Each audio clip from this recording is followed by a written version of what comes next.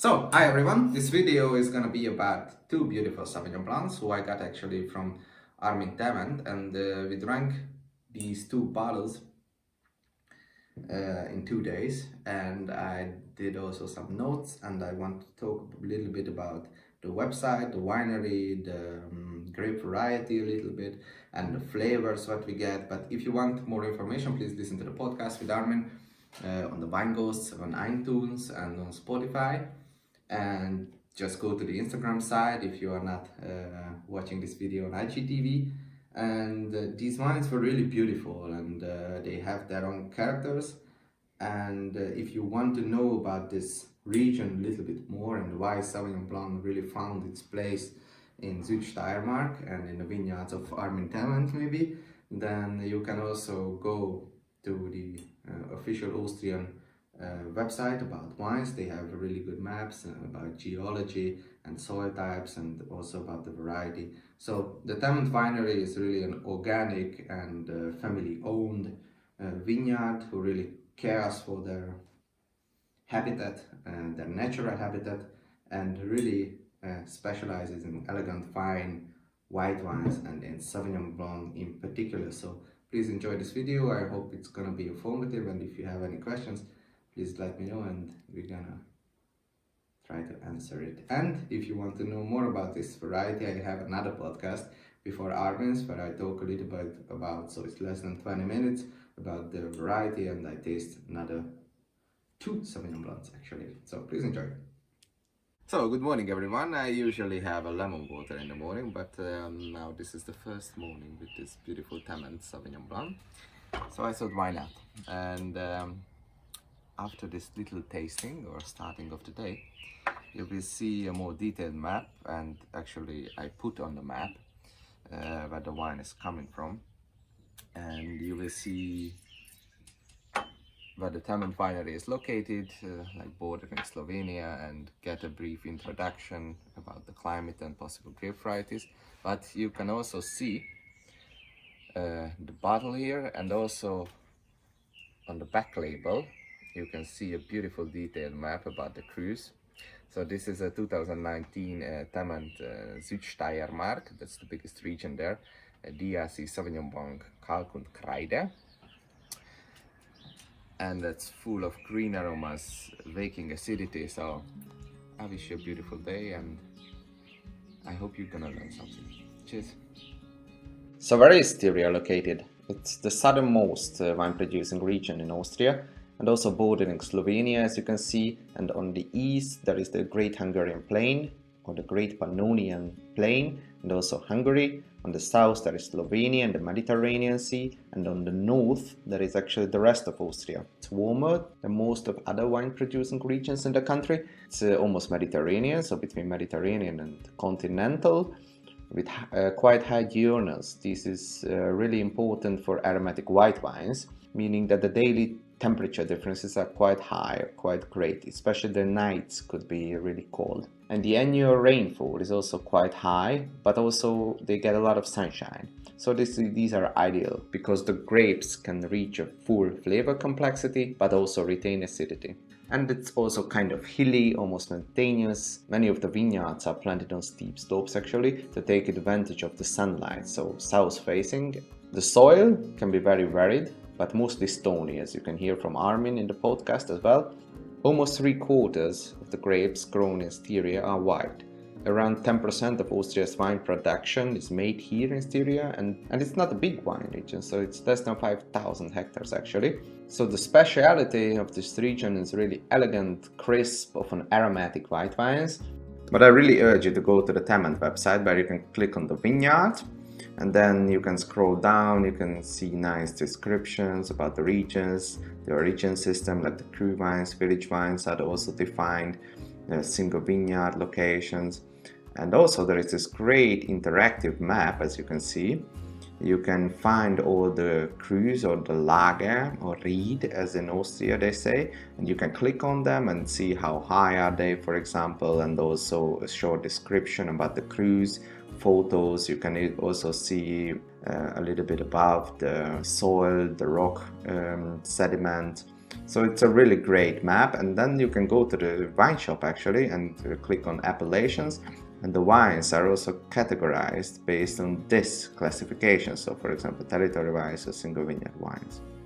But now we're going to talk about Kalk und Kreide, a territory wine. If you click on the wine in the web shop, you can also see all the data, the residual sugar, acidity, a nice description, and also some food wine pairing. So it's really recommended.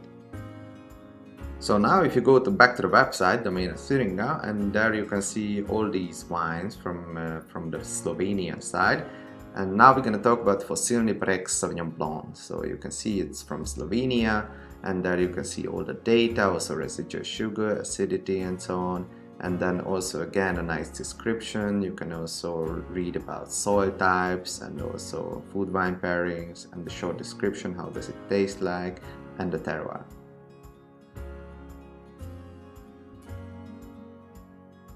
Freshly cut grass, right?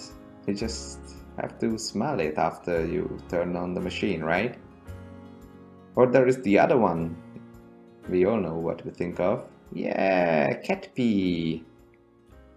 Don't worry, setup. We're not gonna go to your private place just yet. Just sleep, my friend. But just to talk about these particular wines, so on the left hand side you can see the Kalk und Kreide. That was really in the green side. So honeydew melon. I also find some guava, more on the lime side. And yeah, maybe some limestoney, chalky, rocky, maybe also in the smell and the taste.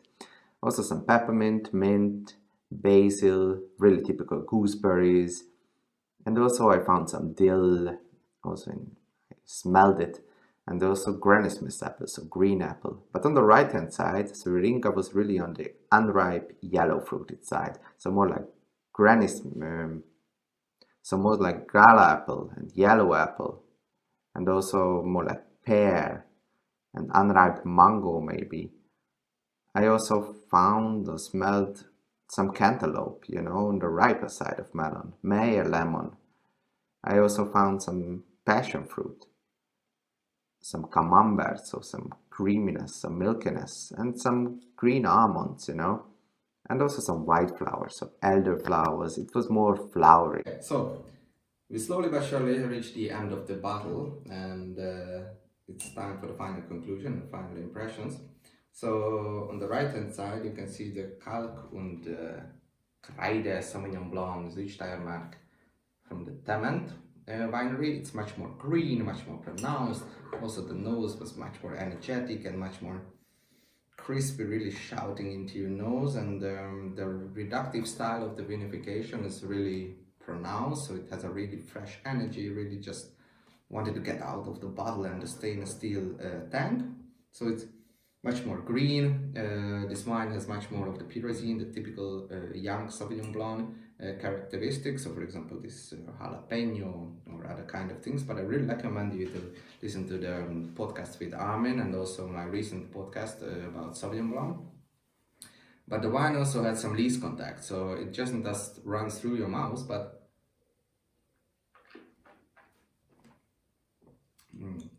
it has a significant mid palate, you know. It has some weight, and the acidity is also very ripe, and it's more organic, so it's more like a ripe grapefruit or lime, but it's really ripe acidity. And the words which came to our mind was really crunchy, crisp, passing rocky, and really screamingly aromatic. It's really shouting into your mouth, into your nose. And the food would be really nice, like a fresh tzatziki or a green salad with some guacamole. And it's really like green flavors come to my mind, really fresh asparagus, roasted maybe. But it's really what we wrote down is like a fine young horse you need to supple with some fat, you know. And it really grabs your mouth and grabs your nose and take you dancing, you know. And also it forms like a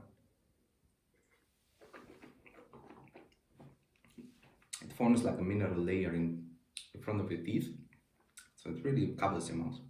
So that was the really nice wine, really refreshing, really energetic. And the Ciringa 2018 Fosilni Breg. So it's a little bit older, but both of the vintages were really nice, also in Steiermark and in Austria. In 2018, that was a record-breakingly early vintage or harvest in Austria and in Steiermark.